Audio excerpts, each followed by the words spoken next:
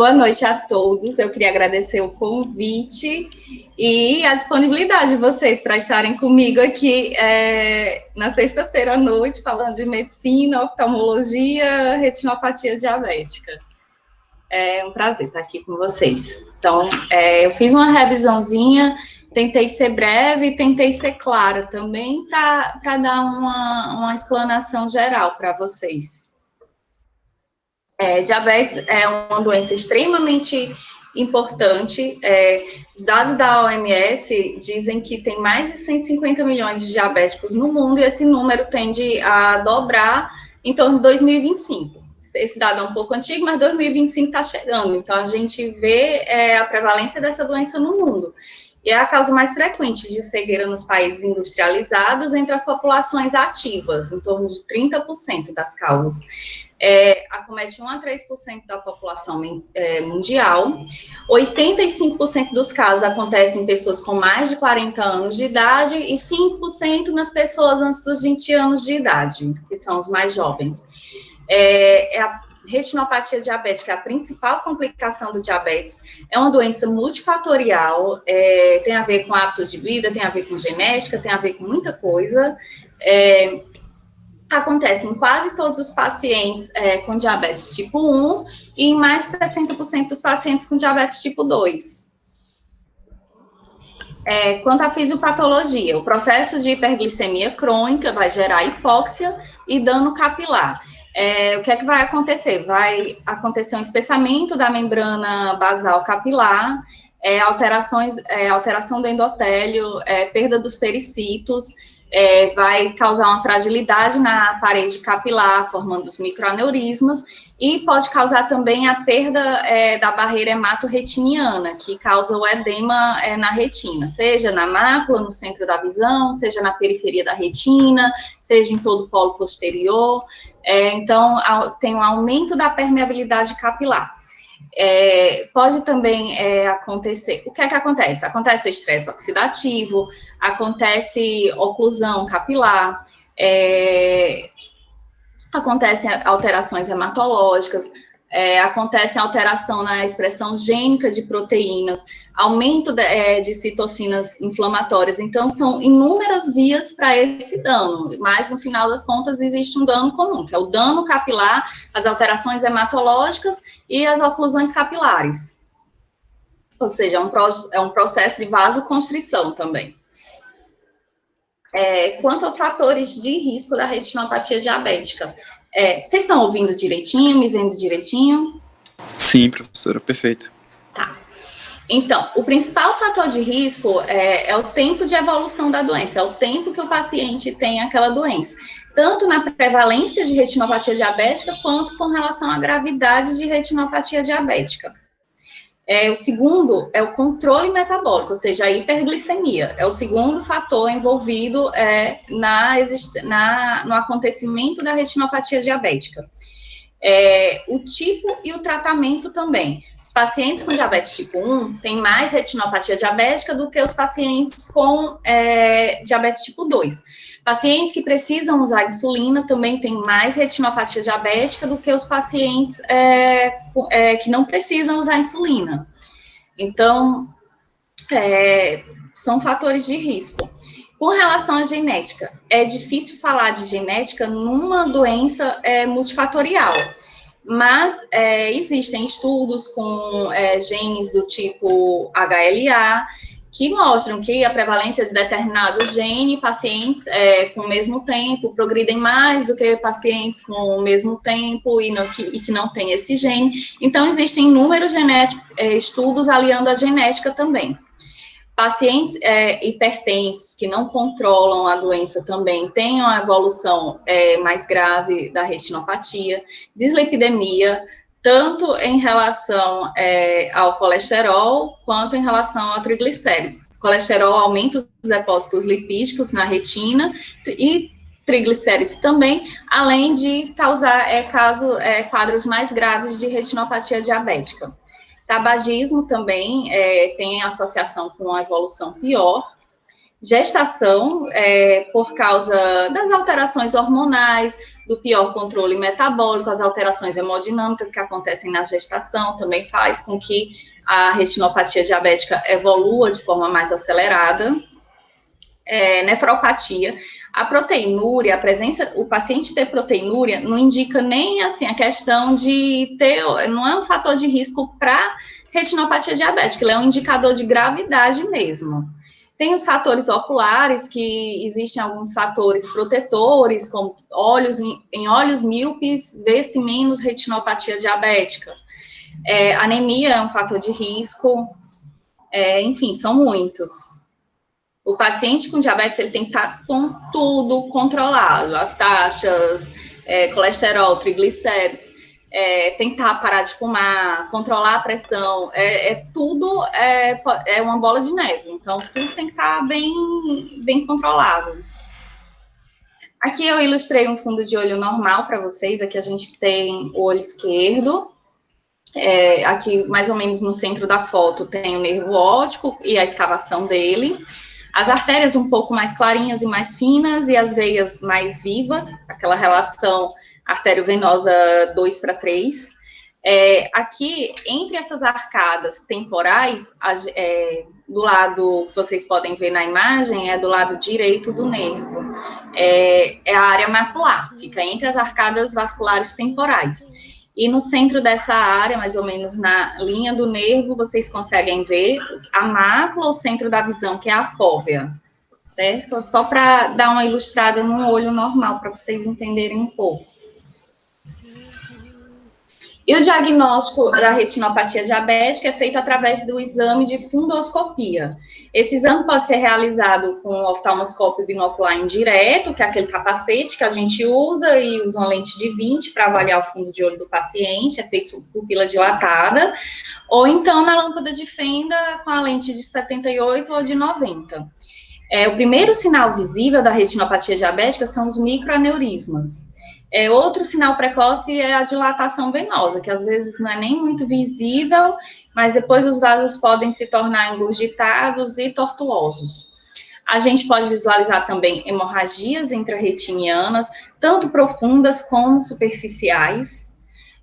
Pode ser visualizado os exudatos duros, manchas algodonosas, as alterações microvasculares intrarretinianas. Eu ilustrei isso, então aqui eu estou só realmente falando. Áreas de isquemia retiniana, edema intrarretiniano e os neovasos, que é quando a retinopatia se torna proliferativa. Os neovasos podem gerar hemorragia vítrea, descolamento de retina, tracional ou misto, e glaucoma neovascular, quando essa neovascularização se estende para o segmento anterior do olho. Aqui eu ilustrei algumas alterações, certo? Os microaneurismas. São esses pontinhos pequenininhos vermelhos, são divertículos saculares na parede do vaso. Nesse canto inferior, essa foto preto e branca, é a angiografia fluoresceína. Eles aparecem dessa forma hiperfluorescente, brilhosinhos no exame, certo? Então, é o primeiro sinal da retinopatia diabética. Aqui são as hemorragias intrarretinianas profundas. Vocês podem observar, elas podem se apresentar puntiformes ou em borrões. Elas são um pouco mais irregulares que os microaneurismas. O microaneurisma vai ser um pontinho vermelhinho no fundo de olho. A hemorragia não, ela tem o contorno um pouco mais irregular, parece um borrãozinho mesmo, intrarretiniano profundo. E no exame de angiografia, ele vai se apresentar como hipofluorescente, vai apresentar um pontinho escuro no exame. Aqui são as hemorragias superficiais em chama de vela. Tem que usar a imaginação, imaginar a chama de uma vela mesmo, assim, compridinha. Essa hemorragiazinha alongadinha. Ela é mais superficial na retina, ela é em torno da camada de fibras nervosas. Os exudatos duros, que são extravasamento mesmo dos microaneurismas, e depósitos lipídicos na retina, certo? Esses exudatos duros, eles podem se apresentar no fundo de olho de forma isolada, em placa, em anel, tem inúmeras formas de apresentação. E são esses depósitos branco amarelados e irregulares. Geralmente estão associados a hemorragias e microaneurismas, já que é extravasamento. As manchas algodonosas são essas manchas brancas aí no fundo do olho. Eles descrevem muito como exudatos algodonosos. Eu prefiro a nomenclatura de manchas algodonosas porque não é um depósito, é um sofrimento isquêmico da camada de fibras nervosas. É como se fossem microinfartos da camada de fibras nervosas. Então, gera essas manchinhas brancas no fundo de olho. As alterações venosas que eu citei, a gente pode ver aqui um looping venoso, e no canto, na foto da direita, dá para ver essa veia em rosário, toda tortuosazinha e irregular. Aqui, as alterações microvasculares e intrarretinianas. A gente pode observar um capilar irregular, tortuoso, pode estar dilatado. Muitas vezes no exame, a gente confunde ele com neovaso. Às vezes é difícil mesmo a avaliação, e a gente consegue observar na angiografia que ele não vaza, diferente do neovaso, que ele vaza. Aqui são os neovasos. A gente consegue observar a neovascularização do disco óptico, certo? Comparando com aquele fundo de olho normal, que a gente vê os vasos realmente com trajeto bonito, com um calibre bonito, que a gente vê que tem muitos vasos alterados, que não tem direção, que não tem formato, uma raiz de vasos doidos. E na angiografia a gente pode observar o vazamento, a hiperfluorescência desses neovasos. E esses neovasos, tanto eles podem aparecer no nervo, como eles podem aparecer em qualquer área da retina. Então, aqui a gente pode observar que a gente vê os vasos, em alguns lugares eles estão indo até ok, mas a isquemia gera o estímulo, altera essas proteínas e gera o estímulo para aparecimento de vasos. E esses vasos, eles não aparecem do jeito que eram para ser, para suprir a retina. Eles são irregulares, eles são tortuosos, a parede deles vaza, então pode gerar hemorragia, pode gerar edema na retina. Eles são frágeis, pode gerar tração na retina. Aqui é uma retinopatia diabética proliferativa. Dá para observar pela foto que tem neovasos na arcada, esse olho é o olho direito, na arcada temporal superior, temporal inferior, temporalmente, e no nervo tem muito neovaso, e essas marcas periféricas são marcas de laser, que a gente faz para tentar controlar a evolução da doença. Aqui também outro olho com retinopatia diabética proliferativa, a primeira foto, e depois ele tratado com laser. Esses neovasos, eles começam como neovasos finos, depois eles podem ser neovasos com componente fibroso, e um momento mais avançado, eles podem proliferar para a cavidade vítrea, que a gente chama de proliferação fibrovascular. Essa proliferação, ela pode formar membranas, como também podem tracionar a retina. Então, uma consequência de uma retinopatia diabética avançada é o descolamento de retina tracional ou a hemorragia vítrea. Aqui é mostrando, mais ou menos, para tentar entender que ele faz uma tração na retina. Ele está lá em direção ao vítreo, com descolamento do vítreo posterior, ele pode ir junto com o vítreo e levar a retina. Então, assim, o que eu devo observar nos meus pacientes? Se esse paciente é diabético tipo 1, provavelmente desenvolveu esse diagnóstico de entre 0 e 30 anos de idade, o primeiro exame de fundo de olho deve ser feito de 3 a 5 anos após o diagnóstico. Ou se o paciente é diabético tipo 2, tem mais de 30 anos de idade, o primeiro exame deve ser feito no momento do diagnóstico, e em grávidas, no primeiro trimestre. Então, logo quanto possível. E o controle metabólico é fundamental em qualquer um desses casos. Aqui eu coloquei uma tabelinha da classificação da retinopatia diabética. Eu estou sendo clara? Está muito rápido? Está tudo ok? Estamos conseguindo entender, professora. Está tudo ok. Tá, tudo bem.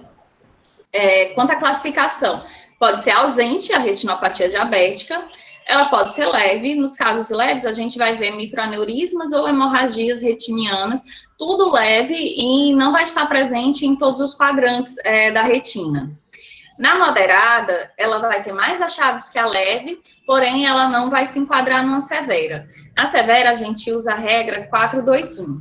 Como é essa regra? São hemorragias intrarretinianas graves e ou microaneurismas nos 4 quadrantes, ou hemorragia, engurgitamento venoso em 2 ou mais quadrantes, que são aquelas alterações venosas que eu mostrei, aquelas veias em rosário, veias tortuosas, loop venoso, e as irmas, que são aquelas alterações capilares. Irma moderada em pelo menos um quadrante. A severa, ela vai ter pelo menos um desses itens. E a muito severa vai ter 2 ou mais dos itens presentes na severa. Edema macular, manchas algodonosas, exudatos duros, eles não entram na classificação da retinopatia diabética. O que a gente usa para classificar são os microaneurismas, as microhemorragias e as alterações vasculares. E quando tem neovase, é a retinopatia diabética proliferativa. No caso da proliferativa, ela se dá como proliferativa pela presença de neovasos.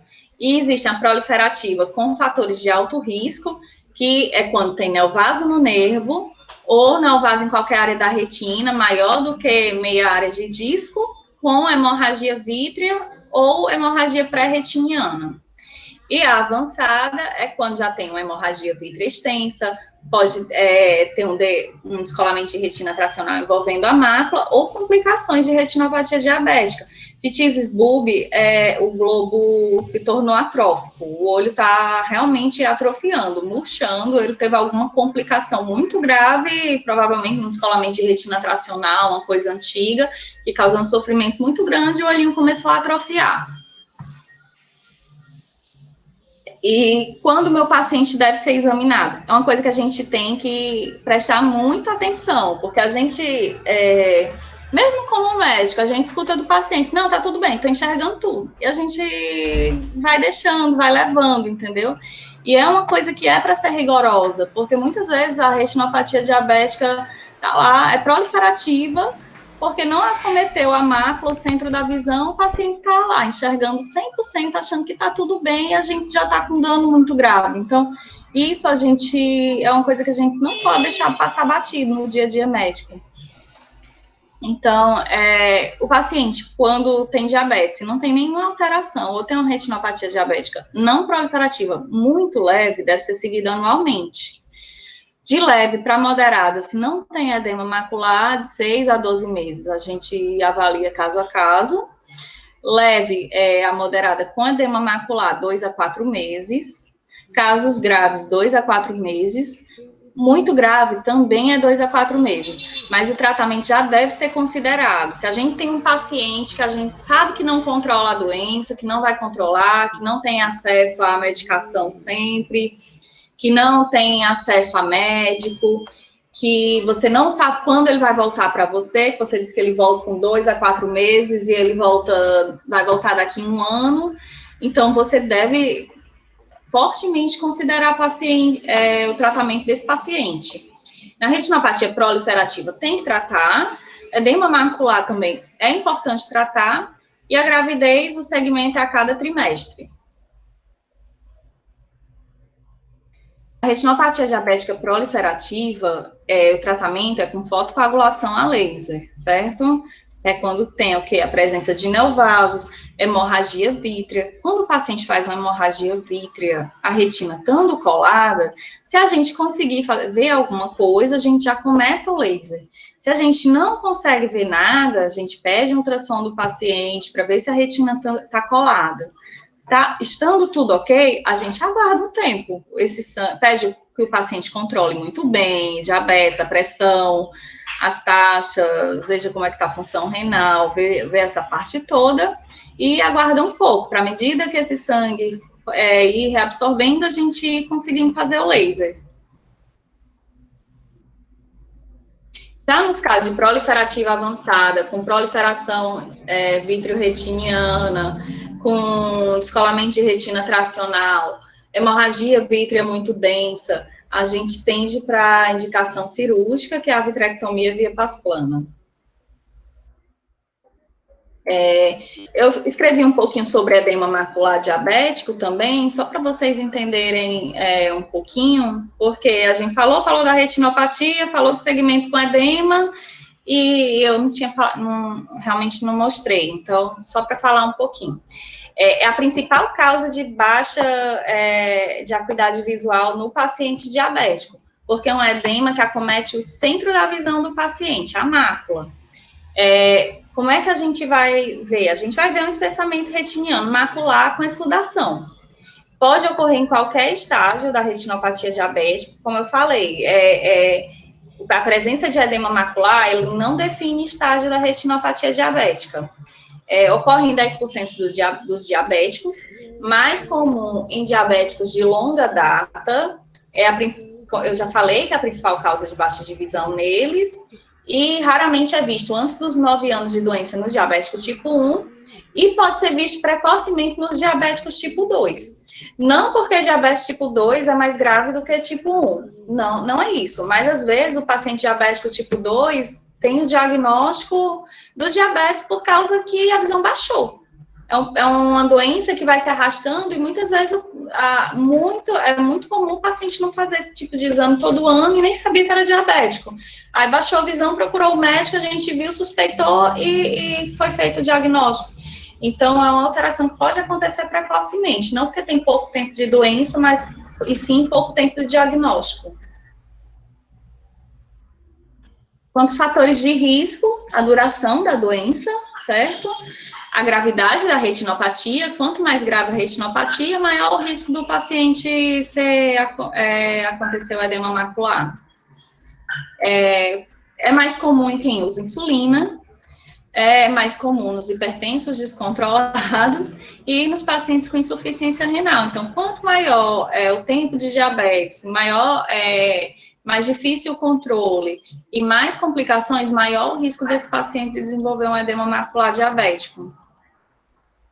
O diagnóstico é feito também pela fundoscopia, que a gente vê o espessamento retiniano, e existem exames auxiliares, angiografia fluoresceínica, que ele pode me mostrar os pontos de vazamento dos microaneurismas, que podem se apresentar de forma focal, só alguns pontinhos, ou difuso, um vazamento difuso, que a gente não consegue ver o ponto de vazamento, e nesse exame a gente também consegue observar a perfusão macular, porque, como eu disse, é um quadro vasoclusivo também, então, muitas vezes, a mácula, o paciente tem uma baixa de visão por isquemia.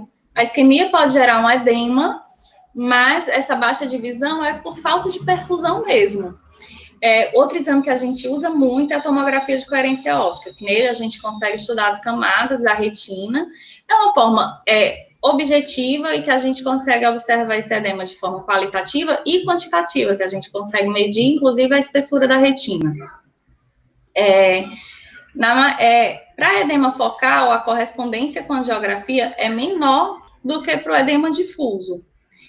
Muitas vezes, um pontinho de vazamento que a gente vê na angiografia não tem significância e não vai aparecer no exame de OCT. Existe essa classificação do ETDRS, que é quando, antigamente, quando mais se fazia laser para o edema macular diabético, que era quando tinha indicação de tratar, e a gente observava espessamento retiniano até 500 micras da fóvea. O que é 500 micras da fóvea? O nervo óptico, se vocês quiserem ter uma noção, se basear, ele mede mais ou menos 1.500 micras. Então, 500 micras seria um terço do tamanho de disco. Então, o espessamento da retina perto da fóvea até 500 micras define um edema clinicamente significativo.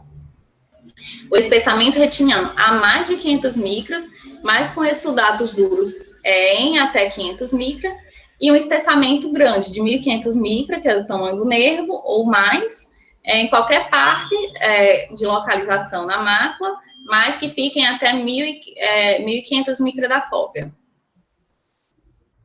Aqui, eu exemplifiquei um caso, a gente vê que tem exudatos, olho esquerdo aqui, na fóvea mesmo. Esses exudatos em placa são muito ruins para o paciente, porque quando o edema reabsorve, ele gera um pior prognóstico de visão, é mais comum ter uma fibrose da retina, ficar esse depósito destruindo a retina. Por isso que a gente também bate tanto na tecla do paciente controlar essa parte da dislipidemia, do colesterol. Mas aqui temos um edema macular clinicamente significativo. Ele pode, como eu falei, ele pode se apresentar de inúmeras formas. Ele pode ser focal, sem comprometimento central, sem comprometimento do centro da fóvea.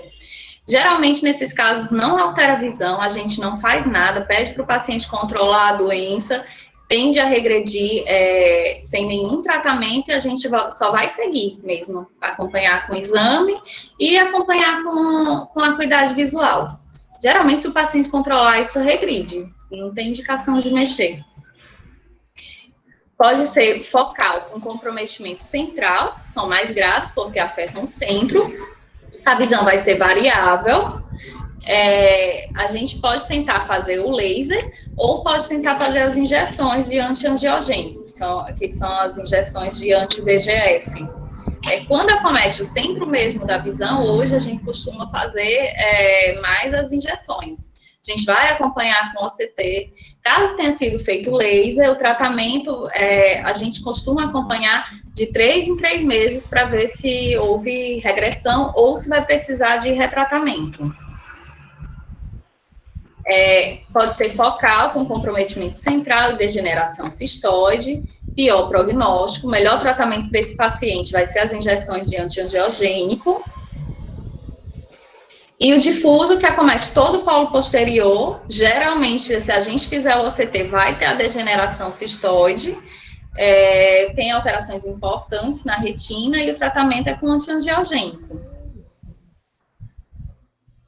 Existe o edema macular diabético, o ETDRS, que foi que ele indicou, quando a gente pega um paciente com retinopatia proliferativa, a gente tem que fazer a panfotocoagulação da retina. Se esse paciente tem edema macular, o edema macular deve ser tratado antes de fazer a fotocoagulação da retina, para não ter uma piora. E o paciente não tem edema macular, fez a panfoto e desenvolveu edema macular. Infelizmente acontece e tende a regredir espontaneamente. Alguns casos persistem, alguns casos vão precisar de tratamento, mas a maioria tende a regredir sem tratamento. E os possíveis tratamentos para edema macular diabético são laser focal. Se eu vejo que tem um vazamentozinho, eu posso ir lá, né, justamente naquele microaneurisma e tentar conter aquele vazamento. O laser em grade, que é como se fosse um C invertido em torno da mácula, por exemplo, o nervo, as arcadas, e fazer um Czinho aqui invertido em torno da máscara, fazendo como se fosse uma grade de contenção. E o engrade modificado, que é a mesma grade, mas você foca mais nos pontos de vazamento. Hoje em dia não se faz muito esse tratamento em grade, depois do que começou-se a tratar com os antiangiogênicos. Outro possível tratamento para edema macular diabético são os esteroides por via intravítrea, que a gente tem a triancinolona, e tem o Ozurdex, que é o implante de dexametasona intravítreo. São bons tratamentos, porque o edema macular diabético, ele tem um componente inflamatório importante, ele não é só vazamento vascular, ele tem inflamação ali envolvida, então é um bom tratamento. O que é que os estudos observam? Que que em pacientes que ainda não operaram a catarata, ou seja, os pacientes fásicos, a visão tendia a baixar ao longo do tempo, mas era por presença de catarata, porque fazer o corticoide dentro do olho acelerava a formação de catarata. Mas nos pacientes que já operaram os pseudofásicos, eles tiveram resultados semelhantes aos que usavam as injeções de antiangiogênicos. Dentre esses tratamentos, o de menor custo é a triancinolona intravítrea, sem dúvida. E os antiangiogênicos por via intravítrea, que é o anti-VEGF, a gente tem o bevacizumab, que é o Avastin, o ranibizumab, que é o Lucentis, e o aflibercept, que é o Eylea. Geralmente são doses mensais até a resolução do problema, e existem várias formas de acompanhamento para tratar se houver piora, ou estendendo o tratamento ao longo do tempo. Isso é avaliado caso a caso. Aqui eu citei um exemplo, aqui no canto direito a gente tem o exame de OCT. A gente consegue ver essas cavidades hiporrefletivas, que são os cistos intrarretinianos, certo? Que o paciente tem um edema macular, e na foto da direita, a foto de cima, certo? E na direita de baixo, a gente, após tratamento com injeções, a gente vê que a espessura retiniana afinou de 533 para 276 e apareceu novamente a depressão foveal. Então, assim, é basicamente esse tratamento do edema macular. E, em resumo, só a classificação aqui para vocês, caso vocês comecem a ver fundo de olho, lembrar mais ou menos para identificar se um caso é grave, se um caso é leve, se um caso é moderado, se tem neovasos.